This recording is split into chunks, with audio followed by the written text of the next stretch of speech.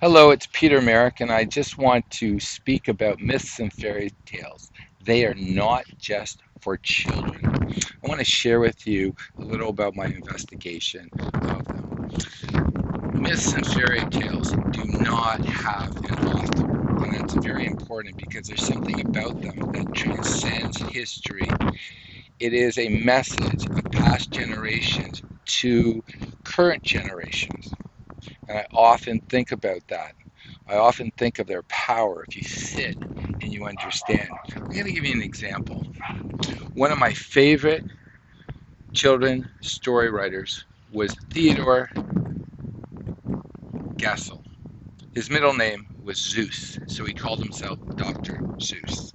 Most people don't know this about Dr. Seuss, but he was a propagandist in the Second World War. He wrote cartoons and participated in films.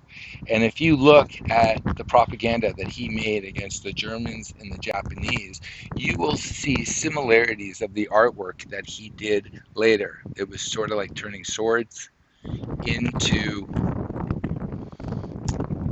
plows. Also, Pete Seeger, who used the First Amendment during the witch hunts of the communists during the McCarthy era, when they were rooting out people who were designated as being anti-American. He was a folk singer, and he was very, very popular, and he was blacklisted. So what did he do to make money? He started writing songs, you heard me, songs for children. And from the 1950s to the height of the Vietnam War and the protests, these children who had been listening to his subversive music then invited him to perform on campus. He influenced that entire generation. He got to them. So there's messages in the stories that we hear. And I've been thinking a lot about the story of the Emperor's New Clothes. This is a story that was penned by Hans Christian Andersen. You've probably heard of it, and the meaning is so powerful. The story goes like this. There's these two shysters who walk into a kingdom and they find out that the king loves clothes. So they go and get audience with the king and they tell him that they can make the finest clothes, so fine that most people would not be able to see the clothes if they were not suited for their position. They ordered everything to make the clothes because the king wanted these clothes. He sends in his top advisor who can't see the clothes. And he does not want to be thought a fool because that would mean that he was not suited for his position. So he goes back to the king and he tells them they are the most spectacular clothes ever. Eventually, the king and the rest of his court go to look at the clothes, and none of them can see it. But they are frightened that people are going to see that they are a fraud because these shysters were playing on people's insecurity, the insecurity of wanting to be accepted and to speaking their truths. So finally, the clothes are made, the tailors are paid, and they split town. And the king decides that he's going to show off his new clothes to his kingdom. And there's a huge parade. And there's thousands of his subjects, and they're all talking how wonderful his clothes are because they are also frightened to speak the truth that he is wearing nothing. He's butt naked. There is one child with innocence who states that the king is naked. He speaks the truth. It's uncomfortable for everyone. We're really not told what happens. We're led to believe in the story that they all wake up from their trance. Now, getting back to fairy tales and myths, they have been left to us by generations before, and they have internal truths because they do not have an author, but for some reason they transcend our history. And that is a story that I've been reflecting on for the past year. The king's new clothes, all the things that are happening around us is very similar to us ignoring our cognitive function, our own five senses, into forgetting right from wrong, speaking truth.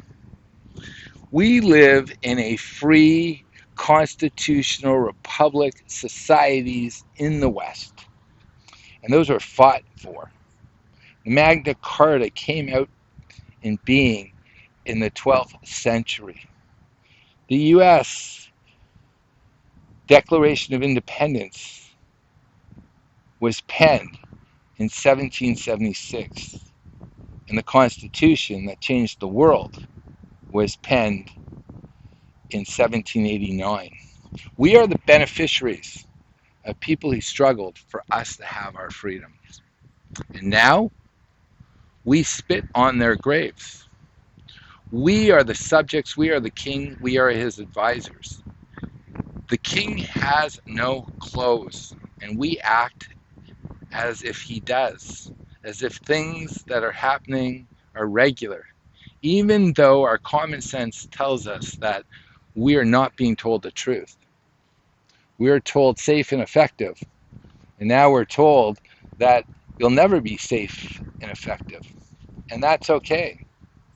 We see things happening around us that do not make sense. In the place where I come from, within 1 week, 6 young doctors dropped dead. They dropped dead. They were required to keep their positions and to be able to practice in the province of Ontario. They were required to have, and guess what? Within a week of them participating and having, they dropped. And people are still lining up. They are still ignoring. This has impacted everybody. And I want to share with you, it doesn't matter when you realize the king has no clothes. It doesn't matter that you ridiculed the people who were telling that to you before. The fact that you act now. There was a gentleman, his name was Slee Jabotinsky. In the late 1930s, he went around to Jewish groups, anyone that would hear him. And he was saying, get out of here. Look what's happening in Germany. This place is going to burn down. And the vast majority chose to ignore him. Zav Jabotinsky, because of what he did, seems like a prophet. He's not. If you read Mein Kampf, you knew what they were going to do to the Jews of Europe. And if you read Agenda 2033 from the UN, you know what's planned for us. If you go to WIF, the World Economic Forum, and you just spend a few hours, you know that they're telling us what they're going to do. I've come to a conclusion, and this has been told in mythology.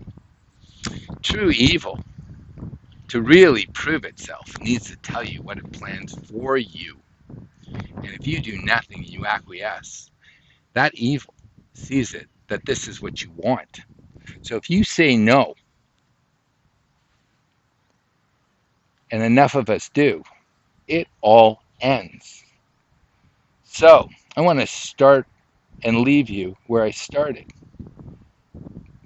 Our ancestors left us these myths to guide us into the future and these fairy tales. And I want you to spend today reflecting on the emperor's new clothes and ask, have you been walking around knowing that the emperor has no clothes and doing everything in your bit, your wheelhouse, to try to believe it? In 1984, by George Orwell, the state wasn't just happy with him saying 2 plus 2 equals 5. They wanted him to believe it. And you know what happens at the end of the book? Winston, the main character, has a stick and is penciling in sand 2 plus 2, and he leaves the book where he actually has equals 5, and he's all by himself.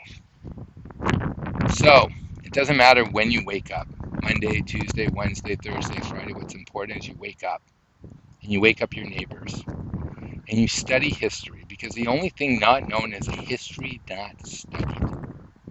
We are 1 minute to midnight. We are told that food prices are going to go through the roof.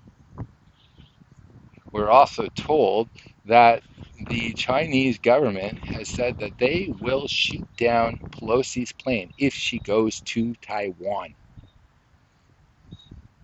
We also know that the Russians are right now fixing the pipeline that goes to Germany, and they might not return it on. We are the beneficiaries of those who come before us, and we have a responsibility for the generations, if there will be generations that come after us. It's up to you, and it begins with you, and it ends with you. Do not acquiesce to stupidity, to fascism, to evil.